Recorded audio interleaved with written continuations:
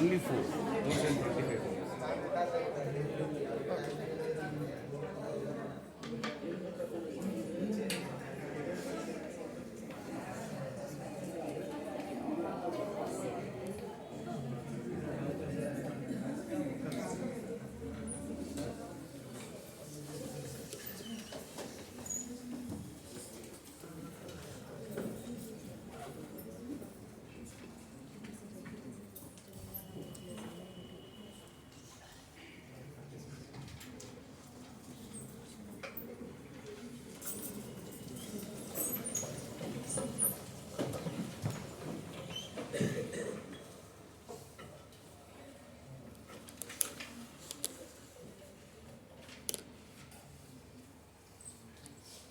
Science is magic that works.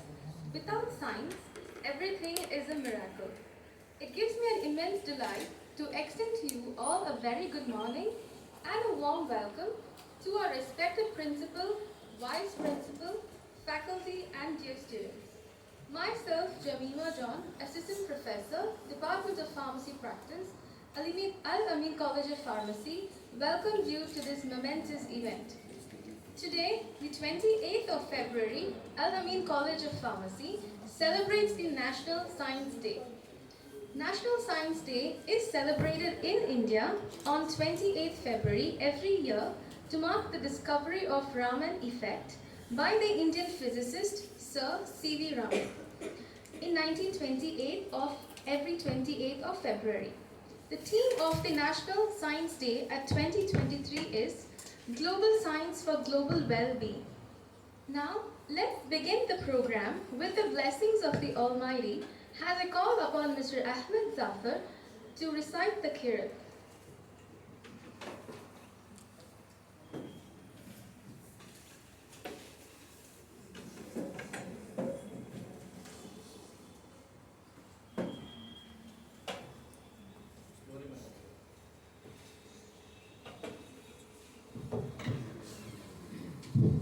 السلام عليكم. أعوذ بالله من الشيطان الرجيم. بسم الله الرحمن الرحيم.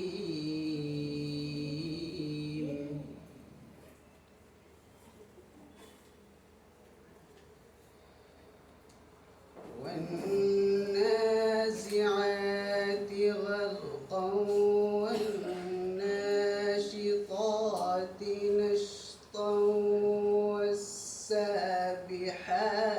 سبحا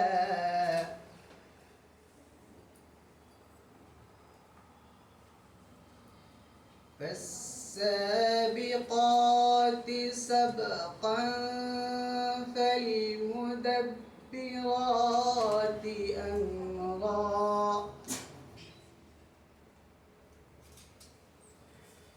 يوم ترجف الراجفة تتبعها الرادفة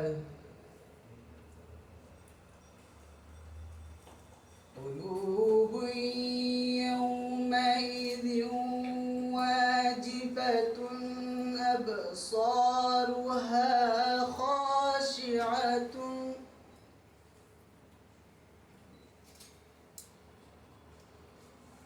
يقولون أئنا لمردودون في الحافرة صدق الله العظيم. In the name of Allah, the entirely merciful, the specially merciful, by those who extract with violence, and by those who remove with ease, and by those who glide as if swimming, and those who race each other in a race, and those who arrange matter on the day the blast will convulse creation, there will follow it the subsequent one, hearts the day will tremble, their eyes humbled. They are presently saying, will we indeed be returned to former state of our life? Thank you.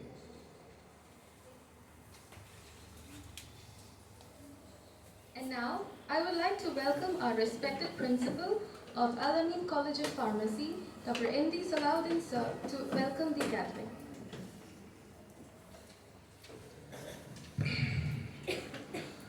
Very good morning, respected dignitaries on the dais, Dr. Jagannath, scientist DF from DFRL, which is a unit of DRDO, Mysore, our Vice Principal, Dr. Mubin, Head of the departments of the dais, faculty members, and dear students. Today we have assembled over here to celebrate the National Science Day. And as Jamima has already told why we are celebrating National Science Day, it is to commemorate the science, that is Raman effect, which is being discovered by Sir C.V. Raman, the Nobel laureate, to which he got the Nobel Prize in 1930. And this celebration we started from 1986 by Government of India. That this international achievement that India has shown the world that India has the capabilities to reach to every level of development of science. And today the world is seeing India not just as developing country, as developed country.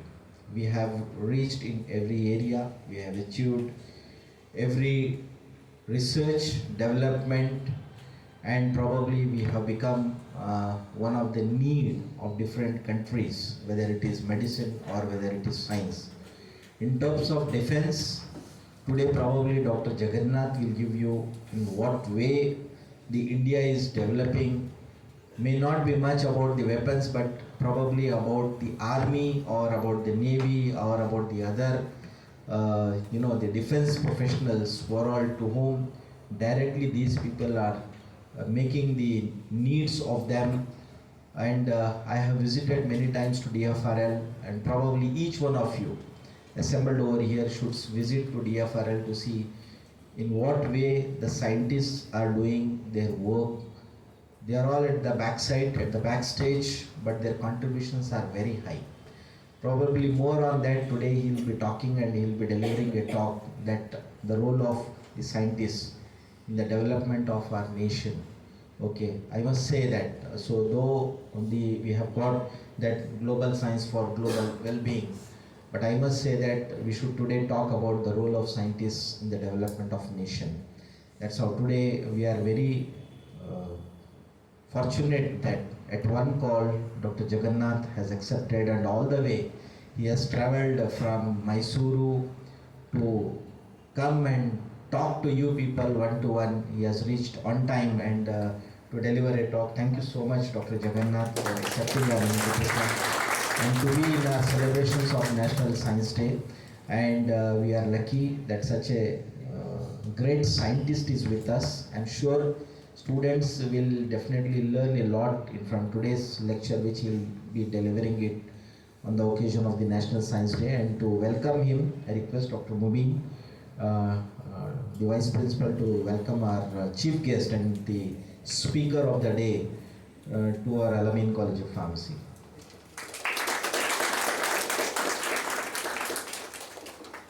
Thank you, sir. And I also welcome to all the head of the departments, faculty members, and to all our wonderful students who have joined. I'm sure your eagerness to listen Dr. Jagannath and take home message. Please be attentive. A lot of things about the research that these people are carrying out at the DFRL, which is the Defense Food Research Limited laboratory of the DRDO. And in one of the instances I was asking, so he was telling also that they also have the challenges that army gives them. Like today I was telling that, when the army is there being posted in Kashmir or any other top areas, non-reaching to the normal human beings, you imagine that the way they have to take the food, and everything is been, research is being done. One of the problem he was telling that the army gives that they have to cook when they cook the food, army people, the aroma should not be there, but when they eat, the taste must be there, aroma taste. So such a challenge the scientists will have. The food, I have seen that small packet which army person takes. It's so nutritious that even 2 days if they don't take food, the energy level will not go down. Such a research is happening. And you know what we are seeing, all MTR products today, all it has come from DFRL lab. And that's what he was telling. They were our first vendor, the customers who has made successful brands of the DFRL products. But now I think it's not for much of the public products they are not making, more of for the army people. Much more about DFRL, much more about the research the scientists are doing at the DRDO will be delivered a talk by Jagannath sir. I take this opportunity to welcome you, and I'm sure you all will have a great day. Thank you. Jai Hind. Thank you, sir. And now I welcome our Vice Principal, Dr. Mubin Ghani ma'am, to talk a few words on Institutional Innovation Council.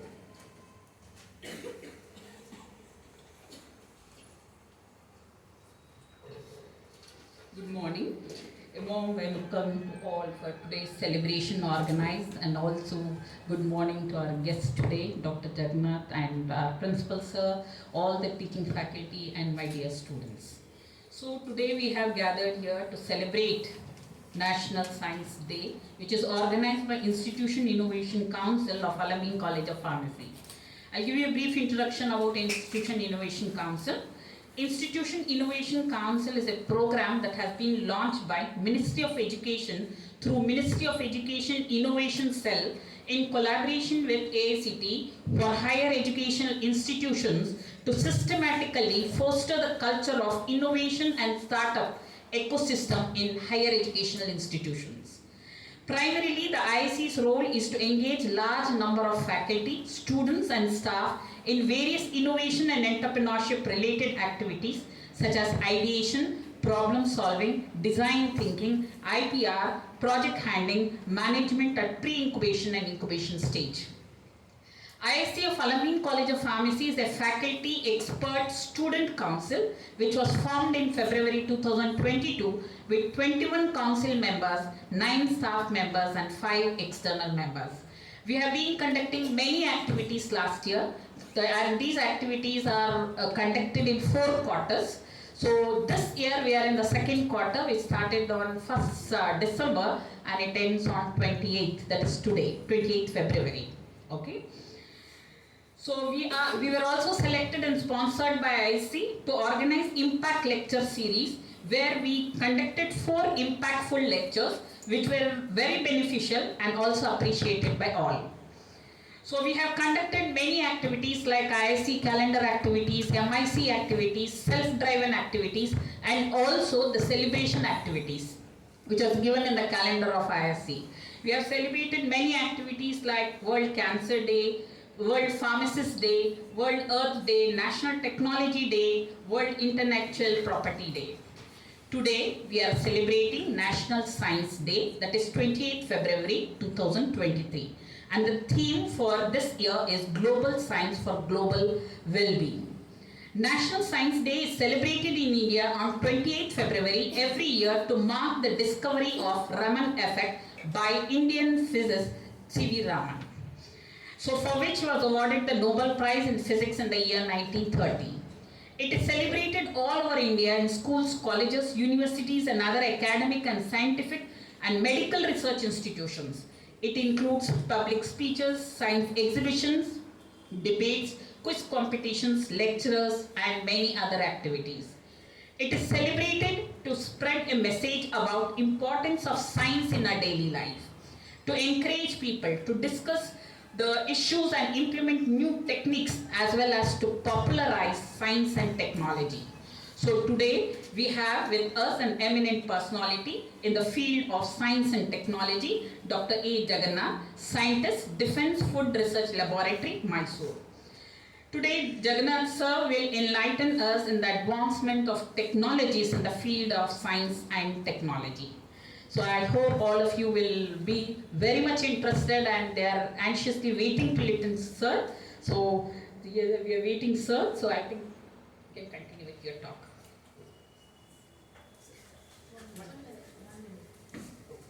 Thank you, ma'am. Now I request Ms. Reshma Hegden, Department of Pharmaceutical Chemistry, to prelude our honored guest for today's National Science Day event. Good morning to one and all present here. It gives me an immense pleasure to introduce today's chief guest, Dr. A. Jagannath, who is currently working as a scientist at Defense Food Research Laboratory, Mysore, in the area of fermentation technology, phytophenolics, flavonoids, colorants, probiotics, prebiotics, etc. Sir has received his MSc in Dairy Microbiology from National Dairy Institute, Haryana, and his PhD from Central Food Technological Institute, Mysore. He was a recipient of prestigious Japan Society for the Promotion of Science Postdoctoral Fellowship at Kansai University, Japan from 2001 to 2003, where he worked on spores of Bacillus subtilis.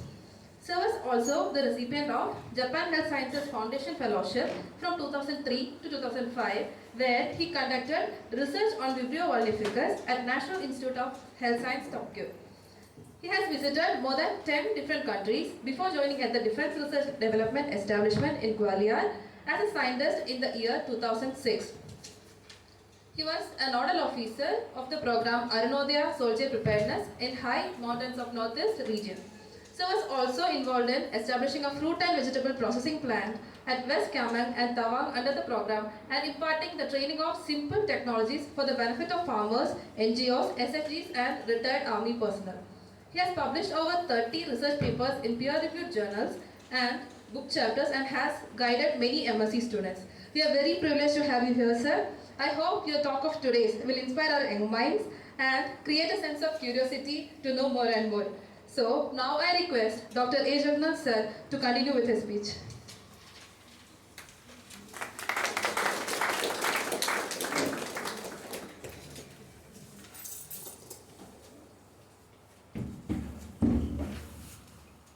So good morning. Thank you, Principal Sir, Vice Principal Sir. I'm in Al-Ameen College also, and Institution Innovation Council. I'm thoroughly impressed by the activities of the Innovation Council. It's very important to have such a activity-based council. So let me thank Al-Ameen College also. I mean, Al-Ameen has not been a new college for me. In fact, I was one of the applicants here for a BSc course long back for microbiology. This was in almost 1993s, 90s. I was an applicant for BSc course here. I mean, this was one of the earliest university colleges which started this BSc course in microbiology. And I was disappointed when I came to know that this entire faculty is no more important here, microbiology and biotechnology. I was talking to the principal and he has told me that it has been closed. See, now it's very difficult to get students for the super specialty courses like microbiology and biotechnology. So that assumes even more importance for us scientists here. Our main motto is to ignite you people, influence you and then motivate you and then mobilize you to take up courses in these areas.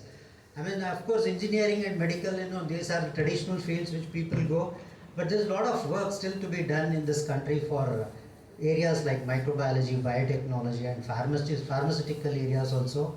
So there's a lot of work that needs to be done. So I thank again Al-Ameen faculty members, the management, everybody for having thought of rightly to invite a scientist. I mean, hardly we get occasions to talk to students. I mean, it is our responsibility to motivate all of you. So I really thank the management for thinking of calling scientists here. And with this, I would like to start my talk. Basically, I have planned my talk in such a way that initially I will be speaking about what we are doing for the armed forces like defense. And then I have tried to highlight certain key areas which you people can take up in future. Like areas which are in your own field. I mean, it's not different from what you are studying. I mean, you are aware of it. Which we also look forward in defense. Like what is the defense requirement? What is the defense perspective? So of like what is their requirements? What would be likely their requirements in future?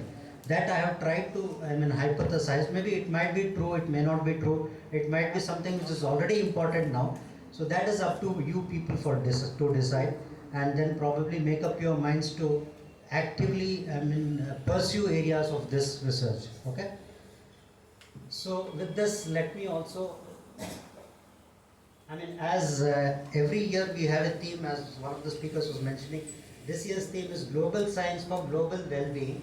And since this is a very small group, probably I will be making it a little interactive also. Please don't mind that I might be asking you some questions and try to elicit response from you. And we are in a place, Bangalore, we should be really proud of, because this is the place where Professor Sir C. Raman finally decided to settle back in after his career. That is why we have this Raman Research Institute, which is very close to IASC. So apart from the science, Sir C.V. Raman also gave so many different aspects of life which we can derive from his life and then get some inputs as to what his nature was. I would like to start with some little incidences which has happened in Bangalore, almost 50 years back when he was here. So when actually Professor Raman decided to settle, he had opportunities to settle in Calcutta also. Indian Academy of Sciences is there, cultivation of science. That is his alma mater there. Actually, he worked, most of the work which he did was in Calcutta. So finally he decided to settle here in this Raman Research Institute. A land was allotted to him, and then he started up this big institute here, Research Institute. And when he settled down, he needed people to work with him. So he advertised in different national dailies for young researchers who would join him for work. And there were many applicants. Think of the people were interested to work with him. He is such a great scientist, and there were a huge number of applicants. And then they did a rigorous screening, and then they shortlisted about 5 to 6 people who were supposed to, people thought that whether they are selected or not, they will have an opportunity to at least meet such a great scientist, a Nobel laureate. So definitely everybody wrote the exams, and then 5 people were shortlisted. And then those 5 people were supposed to be interviewed by Professor Sir C. Raman himself. So definitely all these 5 people were highly happy. They thought that at least let us meet Sir C. V. Raman. And unfortunately there were only 2 or 3 posts there which were supposed to be filled, research positions. And so then the selection process began, and 3 people got selected for the 3 posts which were there, and 2 people had to go back without getting selected. So it was unfortunate, but then they were happy, at least they were able to meet Professor Sir C. V. Raman. So you must have known Professor Sir C. Raman. He is a hard-working person. He has a traditional peta, and then he comes out working after at 5:30 after 6 o'clock. He comes and sees this one person whom he has interviewed but was not selected. So he thought that maybe he is waiting here to request me for an additional position or whatever it is. So he just stopped by and then said, "What is it? Why are you waiting? Morning, I know that you are not successful. You have not answered some of the physics questions that I have asked. So I can't help." So that's what his intention was. But he said, "No, sir, that is not the thing, sir." Then what is it? Why are you waiting here at the evening fag end of the day? Why are you waiting here? Then this person says, "Sir, I did my interview, right? And I was not selected. I know about it also. But your office people gave me TADA, sir, or traveling allowance. Their 7 rupees was more. I wanted to return it, but your office people said, I have closed all the accounts. You please take 7 rupees and you go." Sir, somehow in my mind I am not able to take this 7 rupees, sir, so I want to give it back to you. So he said, "Okay, you please give me the 7 rupees. He put it into his pocket and he was going. After going 10 steps, he turns back to him. He says, "Tomorrow you please come and meet me in the office at 10:30. So he was very happy. Okay, anyway I am not selected. So tomorrow I will have another chance to meet Professor Sir C. V. Raman. So instead of going back to my native, why I will stay here one more day? He has called me, okay, I will meet him and then go." So next day he came, 10:30 a.m. he was in his office, and Professor Raman says, "Yeah, okay. See, yesterday you failed in the physics exam, but definitely you won in the honesty exam. So I have created a new post for you. You please join as research associate." That person was really very surprised and happy. So that was the stature of Professor Sir C. Raman. So you also have to know that the honesty pays. And you know who this person was? He went on to become a Nobel laureate himself. I mean, he was Professor S. Chandrasekhar, who went on to become a Nobel laureate himself.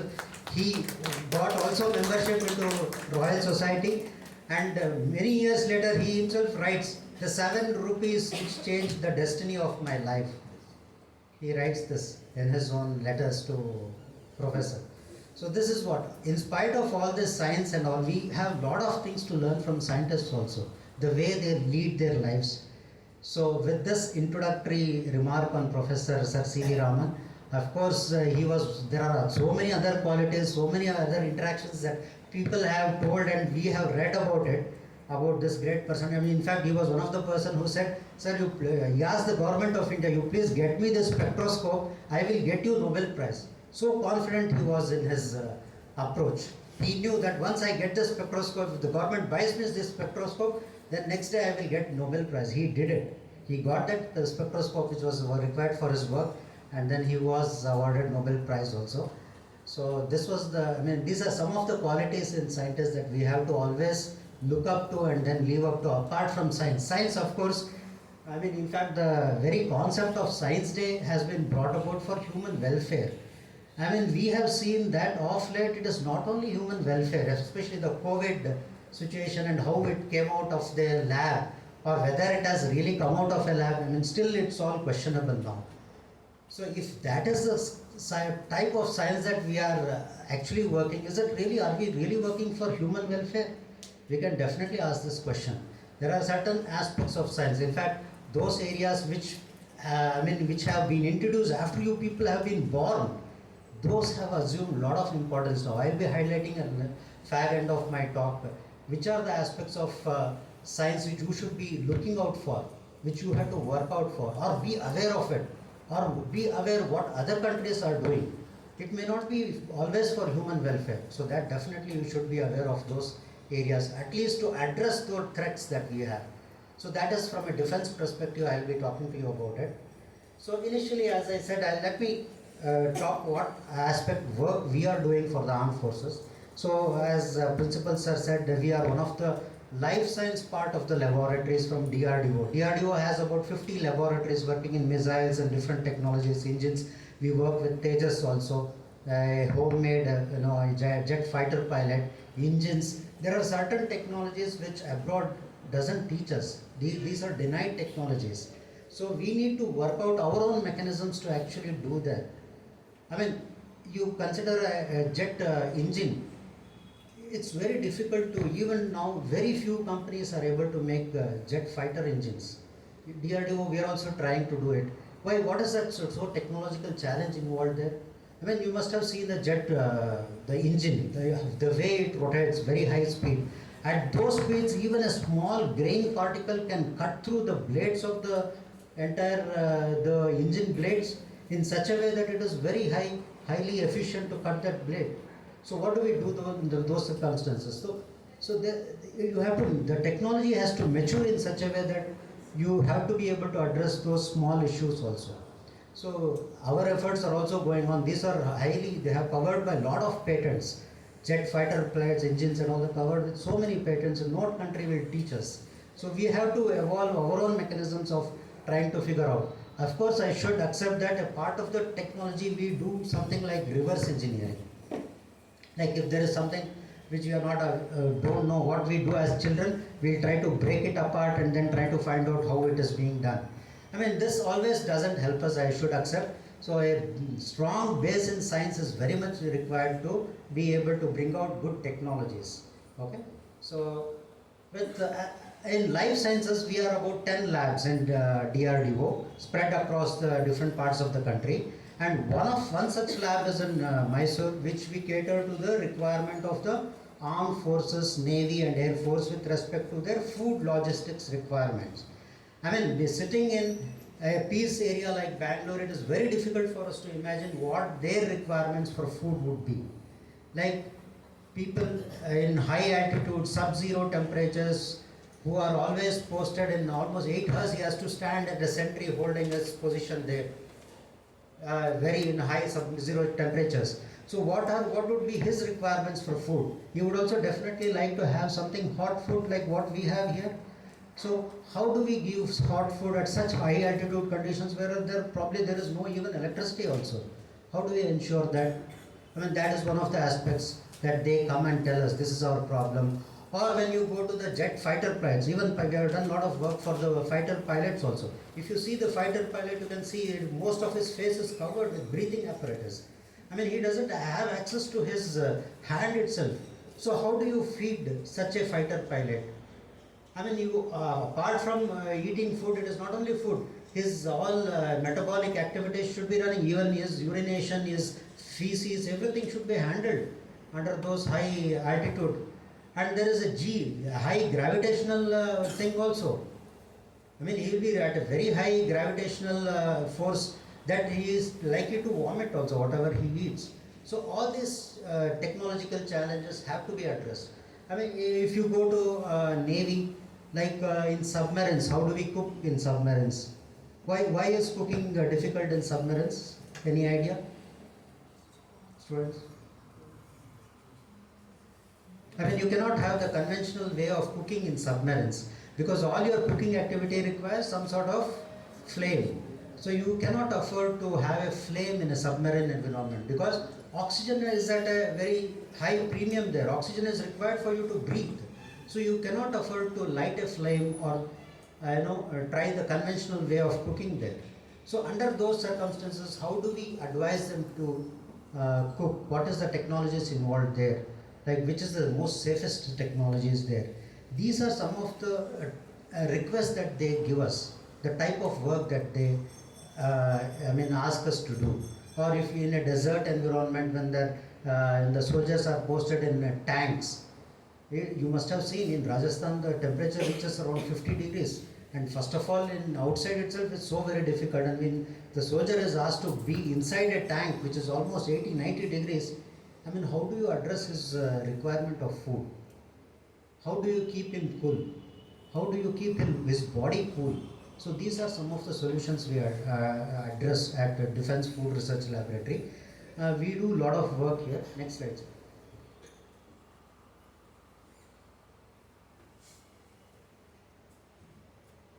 This is some of the terrain that our armed forces are working. Sometimes it is very high altitude, Siachen glaciers, wherein these challenges are not for any other country.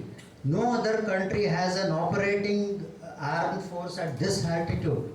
So we cannot derive our solutions from America or any other country. We have to have our own solutions. Like how do you address? At those altitudes, you must be wondering why are they wearing white colored? I mean, that is the height of the place is such that your UV light will be so very high. You cannot afford those. I mean, even I have been in those places. We are not allowed to venture in the normal clothes. I cannot use my glass also. I will be provided with a separate glass to wear there. It is a lot of UV light is there at that altitude. So these things we have to be able to address. And in our desert conditions, you can see this tank rations. We have special tank rations which we give to our armed forces. They use those tank rations. And I mean, in forest conditions, even in our northeast conditions, you know what our soldiers are afraid of? It is not the enemy. Yes, see, it is actually mosquitoes which they are worried more of, or the poisonous snakes that they are worried of. They are not worried of the enemy. There are so many mosquitoes, different, malaria is a big problem there. So these are the solutions which we cannot directly take technologies from whatever other countries are doing. We have to have our own in-house solutions. So let me correct madam when she says that eminent scientist. I am not a very eminent scientist. I am a simple scientist giving simple technologies for our armed forces. So there is no eminence here. We don't do cutting edge research. For doing cutting edge research, we need to be very strong in physics, chemistry and mathematics. Let me tell you this.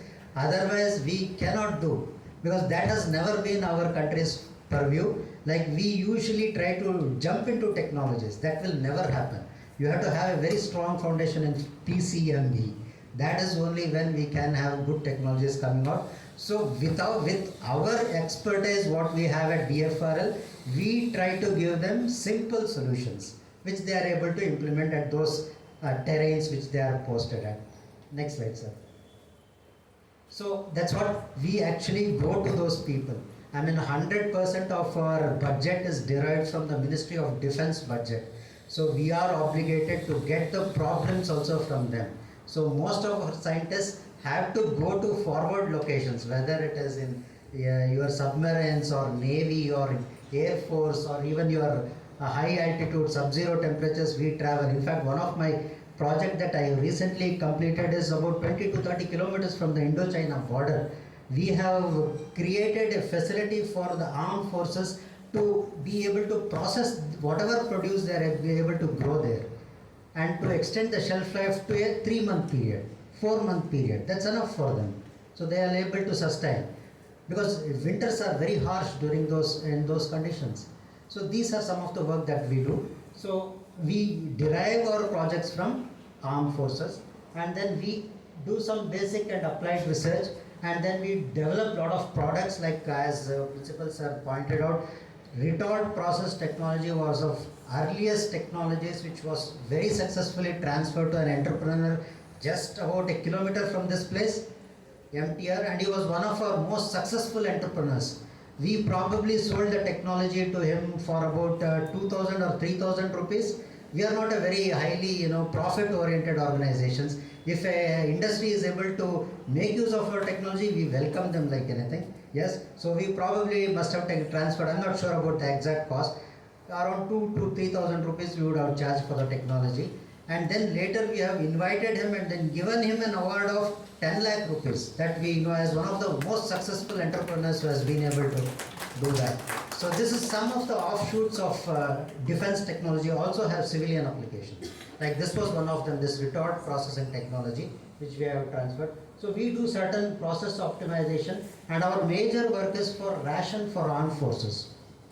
Like if you give an option to a soldier who is situated in border areas, whether he wants to carry his ammunition or food, he would naturally select ammunition versus food, because using one ammunition he can safeguard himself, but food, even if you skip a meal, probably you can see another day.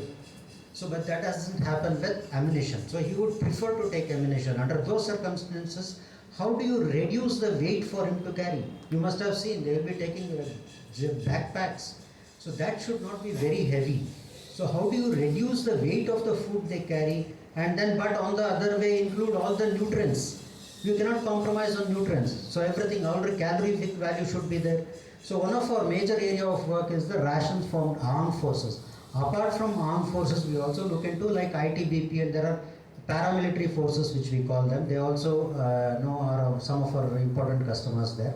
ITBP, and then we have even the Tibetan Air Force. Everybody is with our requirements that they give. And we also evaluate their quality and nutritional evaluation. Sometimes it's not the procurement that we do here in industry or whatever it is limited to maybe 100 liters or 100 kgs. They do huge amount of procurement for the entire country. So under those circumstances, what are the nutritional and quality criteria that they have to look into? These things we teach them. Teach the armed forces, like how do you accept the product, whether it is correct, whether it is adulterated. All these things we do work on. And then we do field trials. Suppose we develop a technology. Now you have to test whether it is working or not. Like one of the technology that we have developed is, we have found there's a lot of merit in beetroot juice. Beetroot juice is a less consumed juice in the plains here, but that has a lot of value in high altitudes. Why? Because it has a compound called nitrate. Nitrate and nitrates are rich in beetroot juice. This we have been able to find out. And then what is the effect of nitrate on nitrate? Nitrate actually gets converted into nitric oxide, and nitric oxide in the blood will capture your oxygen. At high altitudes, what happens is there's a lot of less oxygen saturation. So people don't tend to get the amount of oxygen that is required for their metabolic activities. So under those circumstances, they tend to be little lethargic. They will not be able to, when oxygen concentration is not there, then you will not be doing physically active. So under those circumstances, what is the juice? So we have found some merit. Sitting in the lab, if I do some work and then say nitric acid is there, I mean, whether it's actually working at high altitude, that we have to be able to conclusively prove that. So we go with whatever we have made in our lab, we go to them, feed a group of scientists and then draw their blood sample and then be able to analyze that and then prove, yes, see, without this beetroot juice, this was your status, and with this beetroot juice, this is the status. We give this comparative study and then show them the benefit, and this completes our entire circle of work, right from whatever the problem was given until we are able to prove it back to them. So this constitutes one of our major activities, which is called field trials. Next slide, sir. And this, we have a lot of people who help us in this. Our scientists are trained in biochemistry and nanoscience, food engineering, cereals and pulses, fruits and vegetables, freeze drying and animal product. Different departments we have, and many people are working in these departments. Like every aspect is important for us. We have professionals working in all these areas. Next slide, sir. And one of our mandates is to be able to address the feeding of troops at different terrain and weapon platforms, and then combat ready rations for diverse war scenarios, and we devise technological systems, devices and products for varied operational conditions, and we ensure the nutritional quality, adequacy and safety of food products. And then of course, as I mentioned, we also conduct a specialized training for this armed forces. This is part of our mandate. Next slide, sir. So we do translation research in food science and technology for developing shelf-stable food products. I mean, food is easy to make. I mean, anybody, even our mother also does a lot of tasty food. But how to keep it without spoiling for 1 year at time? That is where you bring in technology there. So whatever food technologies that we develop at DFRL has to have a minimum shelf life of 1 year. Only then it is practically applicable. So that is where our technology comes in. And we undertake scaling of innovative food processing technologies. Like it cannot be only in the lab scale. We make lab solutions. I mean, we don't have the facility to scale it up. So we transfer the technology to industries and then show the army or the navy market to them. See, you can make this product which is required by the armed forces, they will buy directly from you. So this scaling up activity, we also help entrepreneurs to do that. And then we basically develop energy efficient, nutritionally adequate, environment friendly, state of the art, innovative technologies. Some of them are innovative. We don't have parallel in your outside industrial market. For civilian market, it is not there. And we also develop certain laboratory based field deployable rapid testing methods. See, when some of the problems that armed forces has is when they are buying huge quantity of meat, there is some offal means with dead meat which is being mixed into the normal meat, and they are being supplied. Now how do you identify those meat? It is the same meat, it is in frozen condition. It's very difficult to identify. So those simple detection test kits we give them, or milk for that example. There's a lot of adulterants in milk which we may not be worried here, because our Nandini dairy is taking care of all the quality required parameters. Every day we are getting fresh milk in our houses, but that is not the case for armed forces. They need to have at the point, I mean, they cannot source everything from cooperative dairies, where especially at places where they are located in forward locations, they tend to buy at a local vendor there. So how do you test those milk, whether it is really milk? So those simple testing kits that we also developed, field deployment without the use for energy, that is important. You can have sophisticated equipments using electrical energy, but that is not there. So we have developed certain test-based, color-based kits like that. Next slide, sir. And we also at times go in for limited scale production. Like at certain points like tsunami, natural disasters, whatever happens, like earthquake is there, those times we actually work 48, 24 hours continuously, and then we also make ready to eat foods to be airdropped, paradropped to all those people there. So that work also we have done, but that is at a limited scale only when there are natural calamities. We will be the first people to respond in case of a natural calamities. So there is a separate airport in Mysore where all the Air Force defense flights land there, and then we load it, and then it will be immediately taken to wherever the natural disaster is. And this is usually, we don't wait for the government confirmation. We will directly start production once such natural calamities happen. Okay. So some of the major technologies that we use is the retort pouch processing technology. This is what one of the technologies which was given to this NTR. This is one of the technologies. This is something similar to your autoclave which you use in your laboratory conditions. So we basically heat the food at very high temperatures. It is also packed in a special way, and then we push it into this equipment, and then it is heated at a very high temperature. So you can also sit, so it will be difficult. So so this is one of the technologies that we use. It is a retort processing technology. This packaging is also special. So most of these food products which are packed in this form are able to keep well for minimum 1 year period of time. Next slide, sir. So we have a self-heating system. I just now mentioned that the armed forces also would like to heat hot food at sub-zero temperatures. So how do you do that? So is there any reaction that you know of which can produce heat? Yes, ma'am. Yeah, anybody can answer it.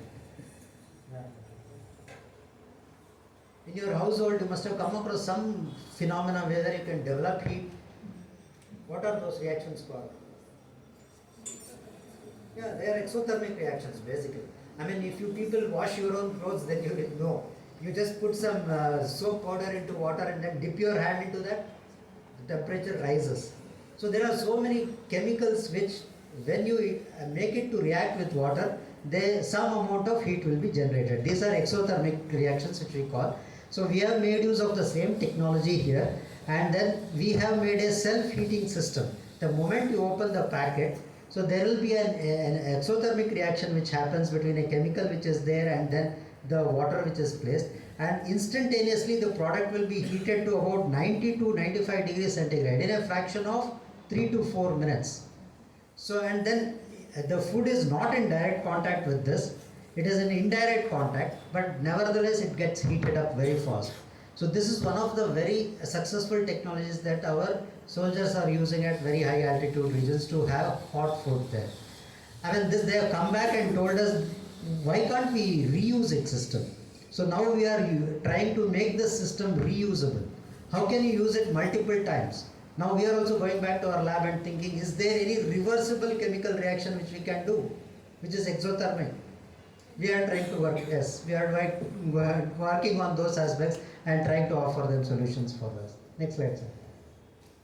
Microwave based infestation control. This is an important area, like especially when you see in your houses, there will be a lot of infestation which is happening. Army buys rations in tons. I mean, the storing is itself a big problem. You know, entire year's storage they have to do it. Under those circumstances, there's a problem of infestation, like small insects, weevils and all. They try to lay eggs, and then, so how do you offer solutions? So we give them this microwave technology which doesn't have so much of civilian applications. So microwave is a high energy infrared radiation which can sort of inactivate all the eggs inside. Next slide. So infrared processing is also non-thermal method that we have come up with. Next slide. Hardened technology is an important aspect. Like whatever technology that you do, there is always a loss of nutrients and vitamins which is involved. Whatever, it cannot be as close to natural form. So this is one form of technology wherein lot of moisture is also retained, and then you have, it is very close to fresh produce. Of course, we use certain osmotic agents like sugar or salt to use this, but nevertheless this comes to very close to the natural fresh form of food. Next slide. And we have also minimal processing of foods. This also has a lot of civilian applications. If you don't have time to cook, I mean, it is very popular even in our malls and all nowadays. People are buying such pre-cut vegetables which are already dressed, and then minimal requirement for preparation is required. You directly use it for your cooking.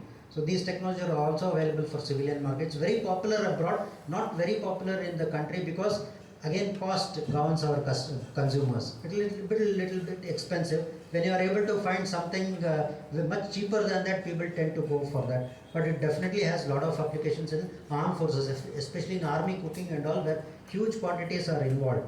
So then you cannot try to peel and then try to prepare your vegetables or fruits. So these pre-cut vegetables which are stable for almost 3 months time, it definitely has lots of applications. Next slide. Freeze-dried dehydration is one of the important technologies because at sub-zero temperatures, any liquid you take, it tends to solidify, you know very well, and this has been one of the greatest concern. Like Leh, Ladakh region and all, Siachen glacier, everything, the fruits and vegetables get to airlift from Chandigarh. Chandigarh is the base for them. The moment at Chandigarh, all the fruit and vegetables is in the proper shape. But when it lands at Leh, Ladakh and Siachen glacier, it's all solidified in the very. This is a big problem for them. They have come back to us and say, can you offer some solutions? See, this is not highly innovative science that we are doing. We are, whatever existing knowledge that we are trying to solve their problems, that is all. So, we have given them certain boxes. I mean, you cannot have access to electricity, those places. You cannot think about electricity, you plug in something, heater, and then heating it up, or these things will never work those places. So we have used of certain gel system which gives lot of thermal insulation. Like your puff is one example, if you are aware of what puff is. So this is the thermal insulation. So those products and all, and gel in the gel form we have used, and then we have given them solutions for freezing prevention. So how to prevent the freezing of fruits and vegetables. Next slide. And this freeze-dry dehydration of your juices is also important. Like it is easily reconstitutable. If you take your juice packets there, even your chips, if you take it to northeast and try to travel, it will start bursting chip packets because of the amount of gas which is packed into that. And then when you go to high altitude, it will bloat and then start bursting. So that is the problems that they face there, and then we offer solutions for them. So these are some of the areas that we work on lightweight rations. I've already told you about that, how they would prefer to have lightweight of their food. And then we alleviate seasickness. If any of you have traveled in the ships, you will be knowing that it is not a comfortable journey. Whatever you eat, you tend to vomit when the rough seas are there. So this is a common problem. Whoever starts getting into the first assignment of going into a ship has always this problem. So they come back to us and then tell, is there any possibility? Usually they take medicines that you pharmacies recommend. Some anti-vomiting medicines they take, and then they don't want to take it always. Every now and then you cannot take those medicines. So they come back to us and ask us for some solutions. Like whenever I know I am going on a ship, can I have some food which is pleasant on my stomach so that I don't get vomiting? So these solutions also we have given them. And pre-flight meals, even in meals I said they undergo a lot of gravity. So high gravity situation is there. Is there any food which you can eat and then prevent this effect of gravity?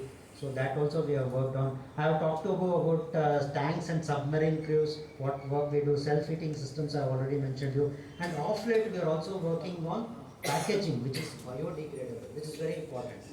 I mean, some of the most beautiful places that I have visited, thanks to DRDO, it has been at forward locations. They are very pristine parts of the country which probably no civilians will be able to go. None of you will be able to go. Those places I have visited. And all these places are very, very good looking. They're naturally beautiful. But on the contrary, we also get to see a lot of plastic waste wherever we go. This has become one of the major problems even in the armed forces. And these products always, you can see the position in the planes itself, and you can imagine the condition what it happens at the high altitudes. They basically never degrade at all. So we are offering them technologies like how to degrade at high altitudes also. So they can safely use any of the technologies there. We have transferred the technology also to certain industries, and they are making it up and then producing it for the armed forces also. And then MREs is the meals ready to eat, I have talked about. And postbiotics is postbiotics, prebiotics, these are health convenience foods. Like these are functional foods, they come under functional foods, we are working on them. And the curd making is another work that we did for the armed forces. I mean, in army, you must be knowing that the South Indian can also be posted in North, and North Indian can also be posted. There's no basis of their posting. Anybody can be posted anywhere. So mostly South Indians prefer to eat curd for one of their lunches. At least for an afternoon meal they want curds. But high altitudes, when sub-zero temperatures are there, outside temperature is around minus 30, minus 40 degrees centigrade. So under those circumstances, none of your dahi making bacteria will grow. Your lactic acid bacteria doesn't grow. So how do you make them? They asked us for this solution. We have given them some technological. I mean, mind it, all these technologies are not without the use of electricity. Electricity will make our life much simpler. But it is not the case. We don't have access to good electricity there. So under those circumstances, we have made them some curd making machine, and even today, as we speak here, people are able to have curds at very high altitudes at sub-zero temperatures, which South Indians prefer to have. Right? Okay, thank you. Next. Yeah, there are certain challenges like extreme climates. What are those challenges? Hypoxia. That's what I said. There's low oxygen pressure there, so you will not be able to get a lot of oxygen there. Sir, please inform me if I have overshoot my time. So anorexia is another condition where you don't tend to eat anything because of the high altitude conditions. Even as scientists know, when we go to high altitude locations, we are not allowed to directly go to Ladakh, Leh, Siachen Glacier. We go and land at Leh, and at Leh you are locked into a guest house. You cannot immediately go to the high altitudes. Your body will never adjust physiologically to high altitude. You will get all these problems, anorexia, hypoxia, everything. So I am also not allowed. I am locked into a room in a guest house for 2 days before I am allowed to further increase my height. So this is I mean, you can imagine of how the soldiers will be there at high altitudes. So these are some of the problems that they will be facing there. At sensory perception, at high altitudes, you don't have any sensory perception. Your taste buds don't work there. So, and muscle fatigue, appetite will not be there. Sleep is something which is very important, which none of these soldiers get. It's a big problem for them. And motion sickness, and I mean, this is a common ladies' phenomenon. Whenever you are going to hill stations, they try to vomit. I mean, this happens to even to everybody there, soldiers. So motion sickness is a problem. And the problem is largely because it is different at cold, hot and humid areas. Naval vessels have their own problems, long haul flights, space missions. And in fact, one of the most prestigious projects that we are at present working is with ISRO. We are shortly having about 3 or 4 astronauts in a low Earth orbit in this Gaganyaan program, wherein we will be feeding our astronauts for a 3 to 4 day period, different meals. So one of our prestigious, we are working with ISRO in collaboration with them, and shortly, maybe in 2024, I mean, it should have happened by now. Because of the COVID situation, all this research has been delayed. So shortly, we will be sending a manned. So far, all ISRO has sent us unmanned vehicles. First time in the history of ISRO, we will be sending 3 people, 3 astronauts who are already being trained at Russia and different places. I mean, you cannot imagine such technologies. Like, it's not possible. We don't even have test facilities here in our country. We have to send our astronauts abroad to find out their effects on what food that we give them. We have supplied our food to astronauts who are being tested in Russia. I mean, gravity, you cannot avoid gravity here if you want to test those conditions, no? It is not possible. Gravitational force is always there. There is no possibility of creating such a facility at all. How do you do that? Any ideas? That will increase your gravity. Definitely you have something. What you do with the centrifuge, we put the pilot like there and increases gravity. We have a facility here. That is like a centrifuge. You will be asked to sit there in that thing, and then you will be rotated like your centrifuge. That will increase the gravity. And then we use that facility to test the effect of food on the pilots. But that you cannot do for astronauts. Astronauts, they don't have gravity there. How do you do that? Any solutions? Removing gravity from Earth, it's almost impossible. You can't do that. You have to go outside Earth basically to be able to do that. But these facilities can be possible. What Russia does, it has got deep, they go underwater. As you go underwater very deep into the thing, then your gravity effect will be minimized. So these test facilities itself our country doesn't have. So it is for all you people to build up these facilities in future for our country, basically. So we are sending our astronauts to Russia or America or whoever has those facilities, and then giving our food there and then trying to test. I mean, these astronauts don't want to have the Western foods. They still want to have Indian foods in your space. This is a technological challenge. Like Americans, they are happy eating this tortillas or whatever, this breads and all. They are happy. Astronauts eat tortillas, but our astronauts are not never convenient. They want the same roti. They want the same dal. How do you feed astronauts? I mean, in gravity situations, you cannot open the packet. If you open the packet, I mean, it will all start flying out, and then it will damage all the equipment there. You cannot afford. The challenges are there. So we are working. One of our prestigious project is on space research now with ISRO. Shortly, I mean, we will be proud of announcing it. That will be announced by ISRO. So maybe next year it will happen. So 3 to 4 astronauts will be there in a low Earth orbit. We are planning for 3 to 4 day mission, and they'll be brought back safely to Earth. I mean, last month itself they were successful in recovering the capsule which was sent there. So that part of the experiment is over now. And these are technological challenges. I want all students to appreciate this. It is not very simple. It comes with lot of dedication and hard work in pure science. Pure science. Only technology comes later. Okay. Okay, next, I'm taking more time. I have fastened this. Okay, these are some of the facts. I mean, I just want to emphasize that our nutritional requirements at high altitudes are also much higher compared to your lecturers would have taught you that there is some daily requirement for certain nutrients. But at high altitudes, none of this will work. See, some of this RDA is almost 8 times what is required at high altitudes. So you have to modify your food in such a way that that is met by the soldiers. Vitamin E, you see 2 times more of the RDA. Vitamin C is 5 times of recommended daily allowance. So these things you have to keep in mind while actually designing your food products. Next slide. So apart from that, we use like functional components from natural based. I mean, you must be knowing that even most of us, even in my own house, I don't usually give processed foods to my children because it's loaded with stabilizers, emulsifiers, which are not required.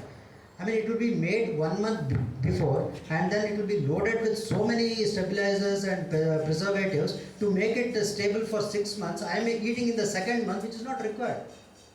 So usually, even there's a lot of awareness going on. They are also asking for less stabilizers and preservatives food. So we are making using functional components. We are using natural products there. And then and then bioavailability of nutrients and how to make it lightweight and then long shelf life. These are all some of the activities that we are working on. Next slide. So this is one of the technologies that backpack that I was talking of. This is a backpack which we have given to our armed forces. They put this, whatever food they carry into that, and it will be hot for a certain period of time. So they are able to carry, and whenever they feel hungry, they can just open this and then have hot food also. And then this is for the technology for the fruits and vegetables, which I was telling, no, that freezing of technologies. So we have made some boxes. The shape of the boxes is designed in such a way that you can take it into a airplane. So it is designed in the fighter jet plane, which they use in those areas. So that is how we have given solutions for the next slide. And this is the curd maker which we have given them. Even at high altitudes, you can just put it in the backpack and then go to high altitude and then have your curd there. So even South Indians will be able to have curd at very high altitudes also. Next slide, sir. And this is a technology that we have given for the desert soldiers. They want to keep fresh fruits and vegetables at high altitudes. The desert temperature is around 550 degrees centigrade, and you don't have electricity there. How do you keep it at low temperature? So this is another aspect of what is happening at high altitudes. So you need to lower the temperature to such an extent that you will be able, without the electricity, all our problems are without electricity.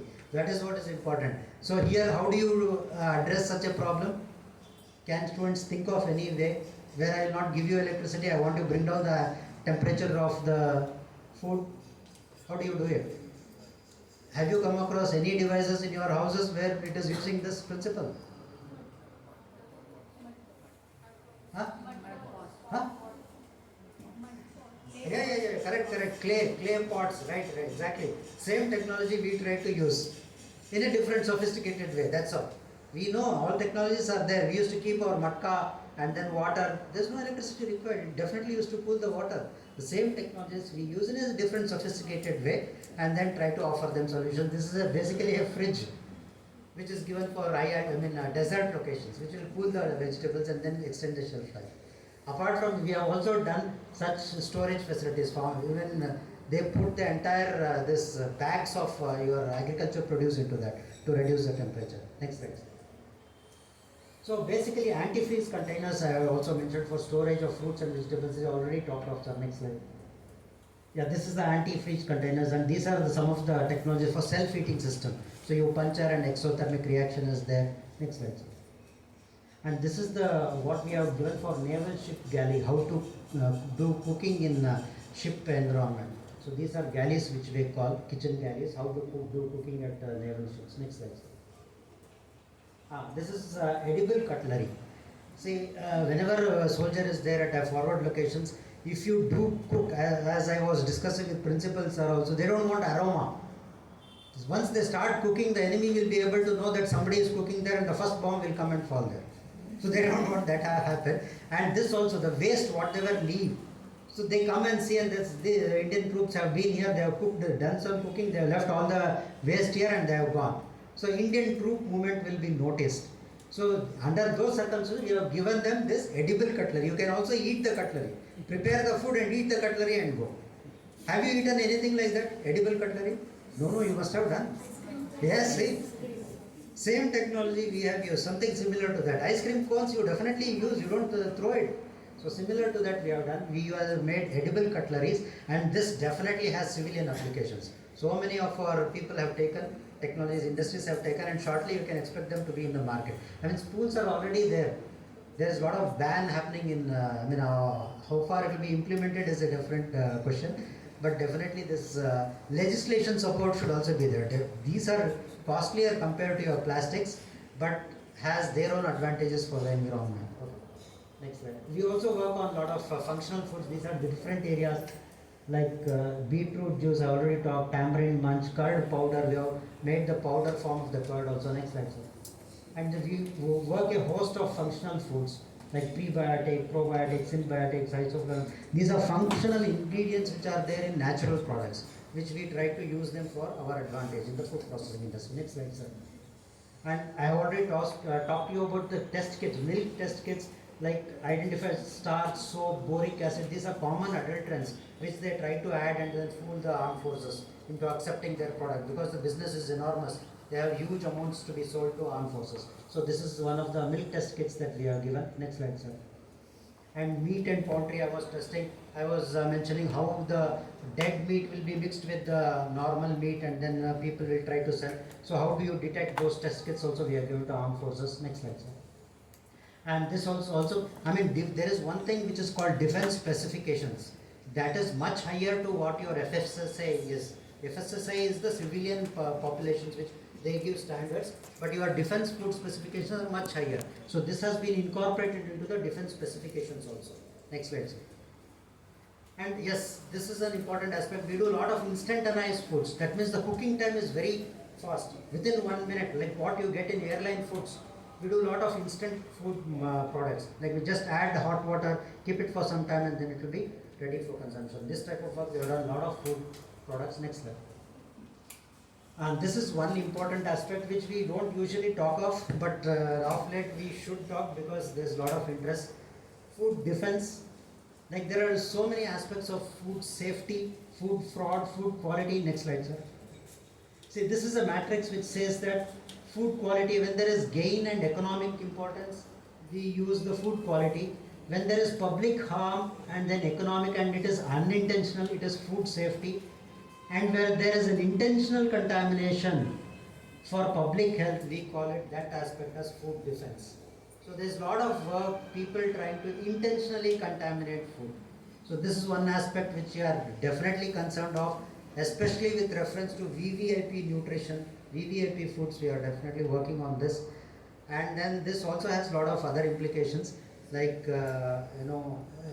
your intentional food poisoning incidents. So this also is an important aspect which we are working on. Next slide, sir. Yeah.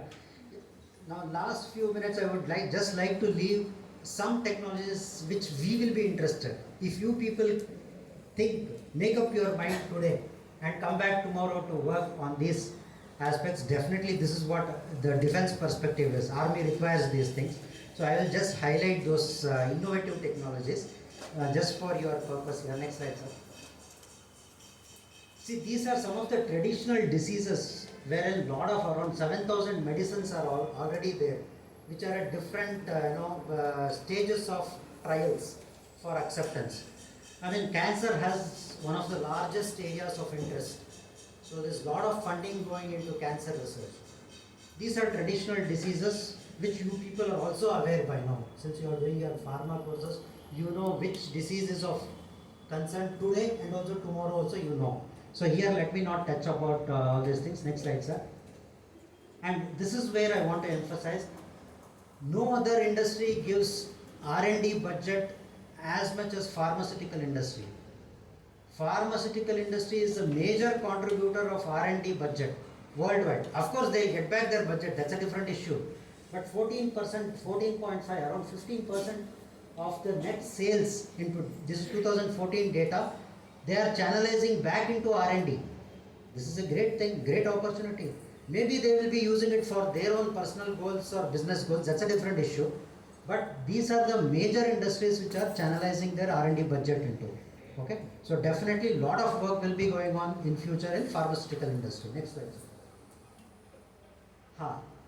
With respect to defense, what are we interested in with medicine? That is first aspect is the regenerative medicine. What is regenerative medicine? This is the opposite of degeneration. Degeneration means all our body cells will die and then lose their interest and they'll die off. So this is opposite of that. We call it as regenerative medicine. So if you are able to grow back the skin, the limbs lost by soldiers, the hand which is lost by soldiers, I mean, any other animals that you know of which can regenerate themselves? Yes. Lizards, see, very happy. Lizards and salamanders can definitely grow back their tails. So we are trying to see if humans are also possible. It is possible for them to regrow either their lost limbs or hand, whatever it is. So this is one aspect which we are interested in. Sometimes it might be as simple as your skin. Just spray some cells onto your skin and then if it is able to grow back, then avoiding surgery, that will be a good thing for us. Next slide. Tissue engineering, in future you might have something like body work parts, like what you have your garage for your cars, you can have something like body parts. You can order whatever you want. This is a future era. Definitely you should people be thinking about this. Next slide. And then this is what cell-based tissue regeneration I talked about. How you can spray certain cells which are based from stem cell research. Next slide. And you can grow. Like if you have lost your ear, you can grow an ear using a scaffold. It's a template on which you spread these cells. So these technologies are coming. Next slide. And bone regeneration, something like quick bone, like quick fix. You have something like you just put it into whatever finger you have lost, it should be able to come back. It's possible, definitely. Next slide. And blood vessels also you can generate, especially in heart patients, it has a lot of applications. Next slide. Cell and tissue transplantation, if you are able to transplant the tissues, like this is already possible in the same patient. Like for your heart, coronary bypass injury, they take your veins from your leg and then attach it. This is already there. Next slide. So xenotransplantation, transfer between species. Why is that we cannot take any organs from the animal donors? Rejection. What is that? It's because of the major histocompatibility antigen. It is called MHC antigen. That is why we have lot of graft rejection. You cannot take a pig heart and then put it into me because of this. MHC, you concentrate on MHC in your studies. Try to find out what MHC is, how it works. If you can overcome, then that is also possible. Xenotransplantation it is called. Next slide. So you can have something, this is also one of the important aspects that we are working in food also. 3D printing of foods. Like you just type in whatever you want food, you want to eat pizza, you type in and then food will be made based on the different ingredients which are there. It is called 3D printing. The similar thing can be done for organs also. That type of technology is going to come in future. Okay, next slide. And this is bioprinting. That's what you order it and then make your whatever body parts you want. Next slide. Next slide. So skip to the next part. So regenerative. I have talked most. It's from embryonic stem cells. Next slide. Next slide. Next slide. Next. Next. Just go to the next part of the regenerative medicine. Next slide. Yeah, you can have something like blood banking and all. Like already nowadays we are storing the intestines and for to be able to retrieve the stem cells. Okay, next slide. Next slide. Next. Next. Next. Yeah, next slide. Yeah, so basically there are two types of cloning. So cloning is one of the phenomena which is used. It can be therapeutic cloning or reproductive cloning. Reproductive cloning is banned in this country. You cannot make clones of myself here. So you can only go in for therapeutic cloning and be able to grow your own tissues or whatever cells or organs you choose. Excellent. Yeah, this is one aspect. If time permits, just 5 minutes I'll speak on this, sir.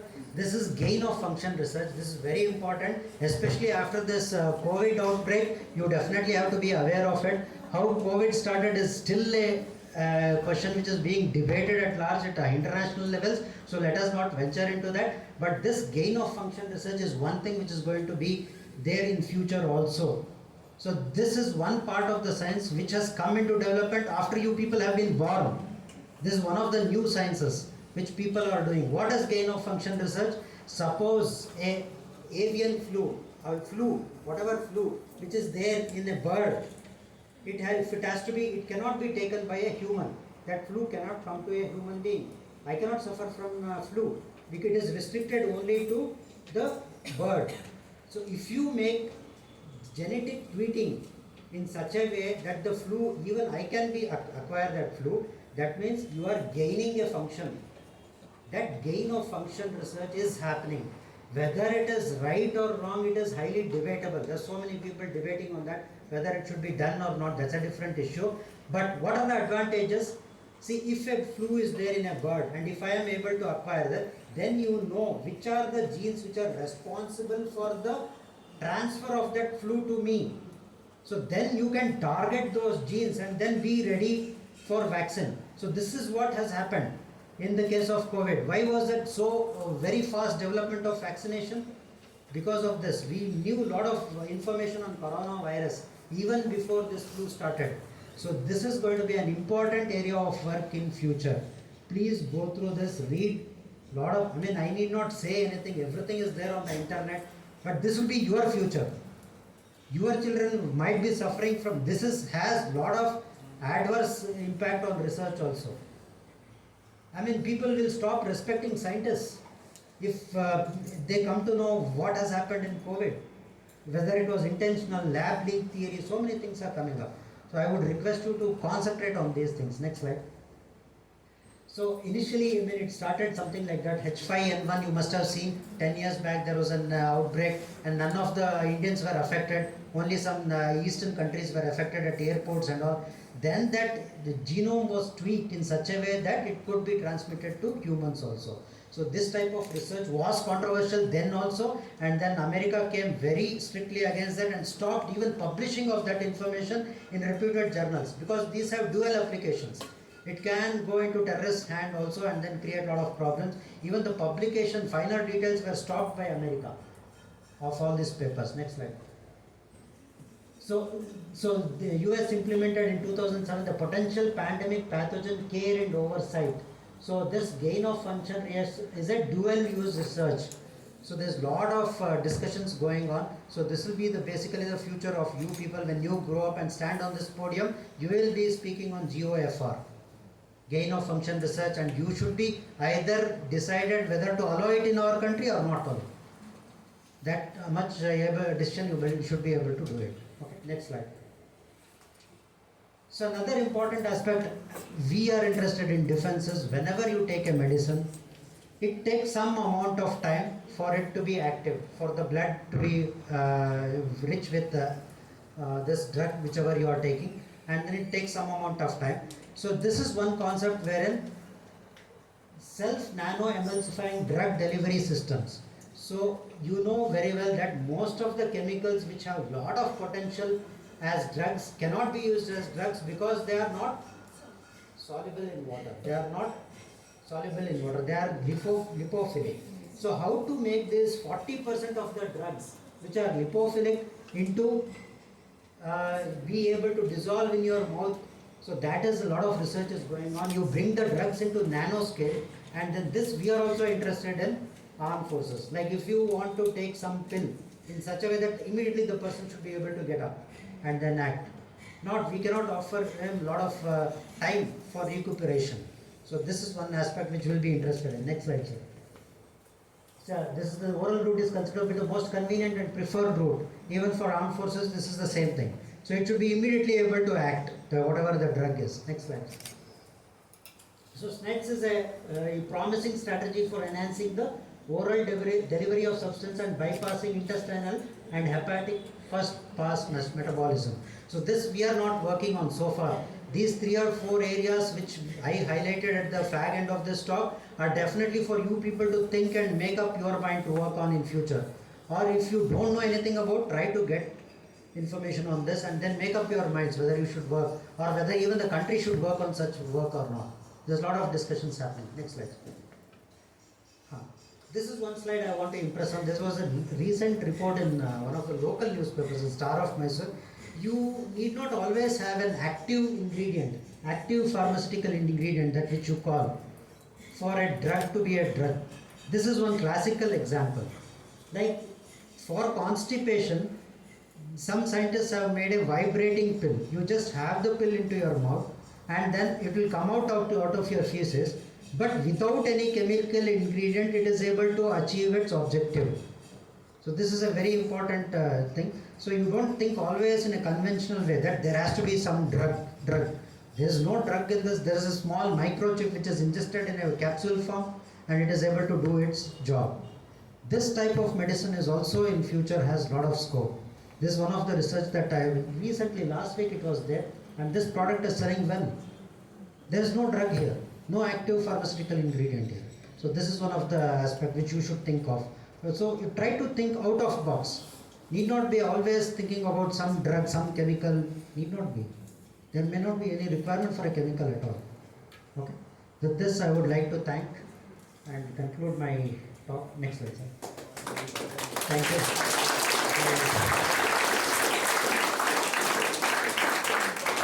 Let me again place my gratitude to the principal, especially Dr. Monica Madam, who has been talking to me since long. And thank you management of Al-Ameen also for providing, because I think this is a privilege given to me to be able to address these young minds. It's usually not always that we get this opportunity. I thank you, and if at least I find 10 people who are pursuing the areas that I talked of, I think my job is done. I'll go back happily if I'm impressed with it. Thank you.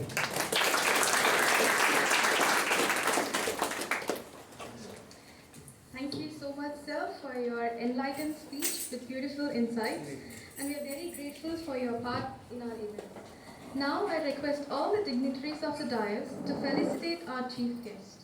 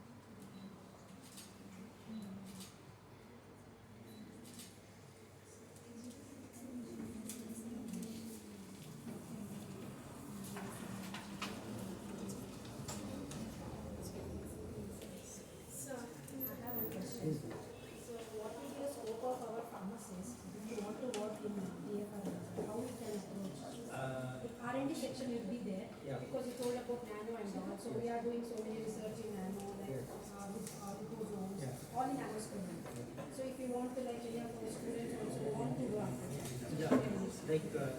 want to do some sort of a project work or something, then we have a requirement for at least 4 to 5 months. Minimum you should be able to leave the person there.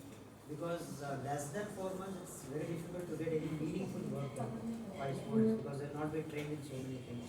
So we have a requirement. That also a lot of competition is there. We do selection and then take restricted students.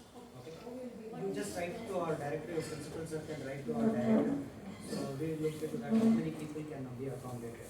I mean, it is advisable for you people to do your own initial screening and recommend only the best, so that our work will be easier. So once principals are recommended, it's a project. We can work on some aspect of our whatever project that we are doing on, some minor aspect we will give it to them and they can work on that. So you can have visit also. Yes, director can write, the principal can write to our director. So Job opportunities. job opportunities we take usually M-Pharma are taken. Minimum qualification is M-Pharma or MSc. So minimum qualification. But it is always better for you people to do your PhD and then at least abroad. If not in India, you should at least be able to do it abroad. So that I personally joined after an abroad. I directly joined as scientist C. Usually at the scientist B level we are taking. So you will come back and then you will have some exposure outside. So that I would recommend. If possible, you try to get a degree outside. Or even MSc and Pharma you can try, but opportunities are very limited and you have to pass a very tough competitive exam. That is very tough to crack. So if you want entry at that level, M-Pharma, the opportunities are very limited. I should say there is a lot of competition there for M-Pharma, MSc or Masters. Okay. And even DFRL does a lot of collaborative projects. Yes, yes, we also do. See, everything we can't do. We have very limited manpower. A part of the project we give it to industry, academia, etc. Sure, sure. We have a life science research board. You can go to DRDO and then type the life science research board. So those there we give projects that you can have. So you can write a project and then submit to LSRB at Delhi, and then it will be marked to us. We will review the project and based on its merit and usefulness to armed forces, we will recommend it. Something on Analytical things are there. adulteration. Adulteration and all, we do whatever solutions that they want, we offer. Usually analytical things. Really pharmacological, I think, more is there. Yes, sir. And even aesthetics, Nanoparticles. Snacks. Snacks. Related to doing snacks.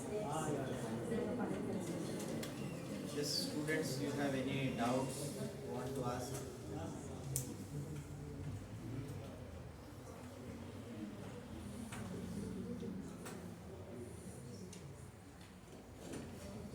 So much, sir.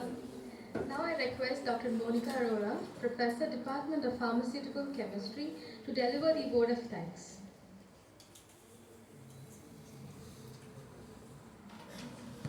Good afternoon, everyone.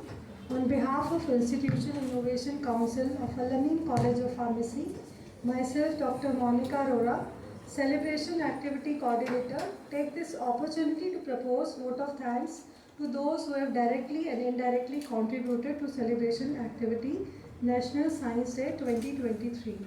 At the outset, let me thank Government of India, Ministry of Education for encouraging to celebrate National Science Day, which is celebrated to commemorate the discovery of Raman effect by the Indian physicist Sir C.V. Raman.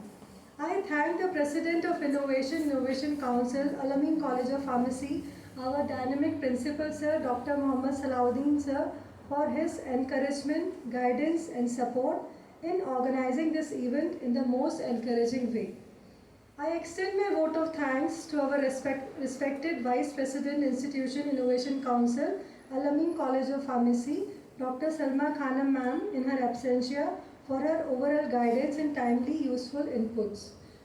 I would also like to thank our convener of Institution Innovation Council, Al-Ameen College of Pharmacy, Vice Principal Dr. Mubin Ghani ma'am for her unconditional support.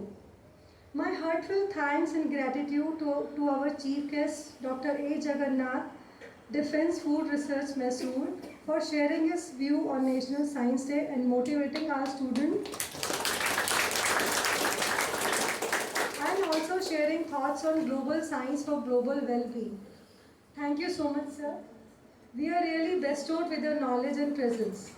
A special thanks to all the coordinators and members of Institution Innovation Council, teaching and non-teaching staff for their untiring support and coordination. On behalf of Institution Innovation Council, Al-Ameen College of Pharmacy, my heartfelt thanks to all our participants for their active participation. Thank you one and all.